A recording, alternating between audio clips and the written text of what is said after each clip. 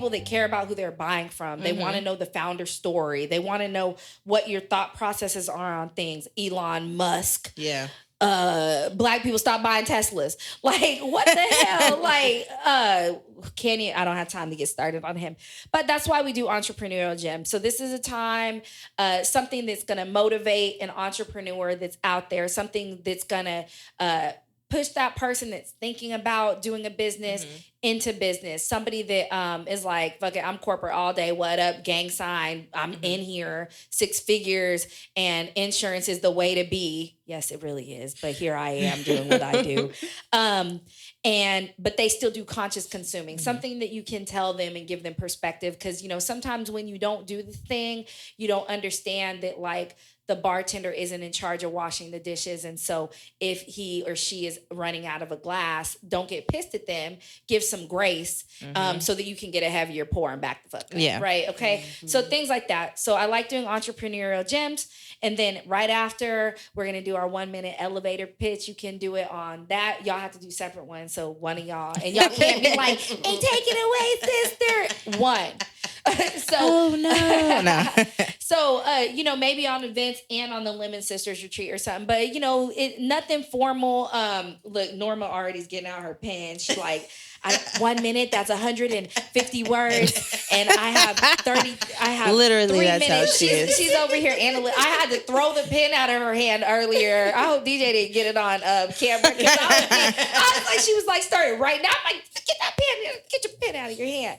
But anyway, so then we're going to do the 1-minute elevator pitch, and we're just going to be out. And that was it. And I appreciate, like always, because a lot of my guests are like, LaGina, I'm only here because of you, because this is past my bedtime. So I appreciate y'all staying up. For real. This is past my bedtime. Yeah, and you're not the only one. Like, I'm not sure when my bedtime is, but we're struggling. We still got over a half a shot over here. I do. Oh, my God. All the things. But yeah, so who wants to go first with the entrepreneurial gym? You can go first. Okay, cool. I just say if you want to step out on there, step out and be an entrepreneur and do your own thing, stay motivated. Don't let anybody sway you into doing something that you don't want to do. Whatever you have your mindset to do, you just need to stay focused.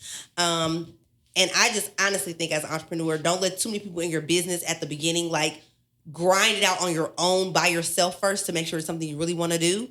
And then once you really have a good footing, then someone else who has your same vision in mind, and someone who has the same likeness, you can get some assistance that way. But just, for us, with our event planning business, it's just the two of us. Like, we have some folks who work for us part-time on the weekends, but literally it's just she and I, and it works absolutely amazing like that. But we can also say it's a lot of hard work, running your own event planning business and then still having, a regular job as well and a family. Yeah. So, yeah. You sound like you done a little bit of entrepreneurialism, because that's pretty much on point. I was having a conversation with somebody the other day, and I was like, ooh, I can't wait to talk about that more, because that's one of my things. Because I remember toward the beginning of last year is when I really just was like, no, this is my mission. Mm-hmm. This is the mission of the Us Space. Yep. And it's in a different, it's in a moderated iteration of it as I understand more about who we are and what we can do. But I remember when I would first pitch the Us Space, everybody has an opinion, like everybody has an asshole, right? Everybody really does. And so when you're thinking about that, one thing as an entrepreneur, it takes a second to learn humility versus positive and negative ego versus standing your ground. Because you can be a humble person and still say no. That's correct. Right? You can be gracious and appreciative of a mentor or opinions and still be like, I respect that, but that's not what we're doing. Correct. And I've seen the iterations of taking too much stuff in and literally being overwhelmed or not understanding that my path doesn't look like theirs, and it doesn't go left, right, left. Mine be going up, down, doing circles. Mine looks like some Looney Tunes shit, but it's mine, right? And you have to know your worth. But I think one thing that more entrepreneurs need to focus on is, and I say this all the time, and I don't mean any offense when I say it, I don't work for free. Well, I That's mean, just real talk. Yeah, and I don't work for free. you don't have to give that caveat because But sometimes it's you real. have to, though. Sometimes you have to let people know, like, I don't work for free. No, I'm saying like the apology behind it because people need to know. Yeah, there's no need to apologize. Yeah, my price is my price. Right, and cool. Like there are people at varying prices, just like there are varying prices of shoes. Yep. Like I legit can go on Amazon and get a $5 pair of shoes if that's what I need, and you can legit be in the Michael Jordan prison pipeline and buy J's all day made by baby hands. So there's different ways to go about it. So like I love that you say that because it's true. Like once you find your northern light and once you are grounded in what you're doing and you understand it in a different way, like you can't sway it. Even when somebody's like, well, maybe if you take women of color out of your mission, more people will be able to understand what you're doing. And then you can tell them about the underserved, underrepresented community. Well, one, let me tell you that the US space is for women of color, women-led businesses, and women-centric organizations. And for me to take that away from the front is the very reason this is existing. Yeah.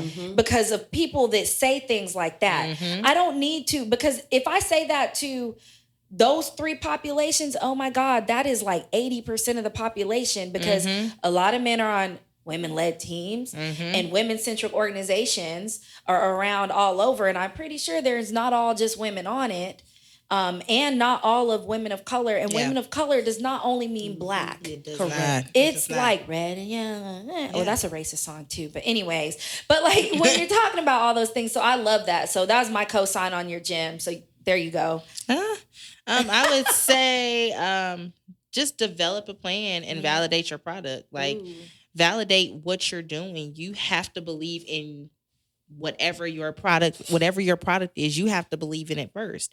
And so just like she said, even with what we do as far as event planning, making sure that people understand the purpose, making sure people understand that this is a business and, we have lives to live as well. So with entrepreneurs, I think that, not looking at the small picture, but looking at the big picture. Of course, you want, the money, you want to work for yourself, but you have to collaborate with others.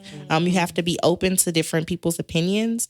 And, you have to research. It's all about research. It's all about research, looking at that product and saying, is someone else doing it? How are they benefiting from it? What type of communities do they serve? Just the logistics. So just having a plan. Yeah, having a plan. And the plan matters. And it does. You have to do the zoomed out plan. You have to do the macro. And then you go in and do the micro. Yeah, and it's not something that just you can start. People think that entrepreneurship just starts today. Like and they do podcasts. Yeah, People it's like think you can just start a podcast. You start a podcast and hey, it's gonna work. No, it takes time and it's gonna take failed attempts. It's gonna, it's gonna be a work in progress. So, Yeah. And don't fake the funk. If you fell in, just say you fell in. I really do like, and like one of the best examples I can give is like when I have reached the max of learning something or I understand enough to be like, ooh, that shit's hard. I'm not interested in that. That's when you bring in team. And we were talking about team the other day on the show. And that's a whole nother level, right? Like when you bring in team, because then if you bring in team too soon and you don't understand your mission, your product, you haven't done your research, you're misguiding people and you bringing them on a roller coaster ride that they don't need to be on. Yeah, right. Like that's like doing the Road Runner at Six Flags over Texas and San Antonio. And nobody warned them not to get on the back because that's like the worst ride ever. Like you feel like your dome is rocked. Okay. So those are our gems. Like do your research, use your guiding light, use your discernment.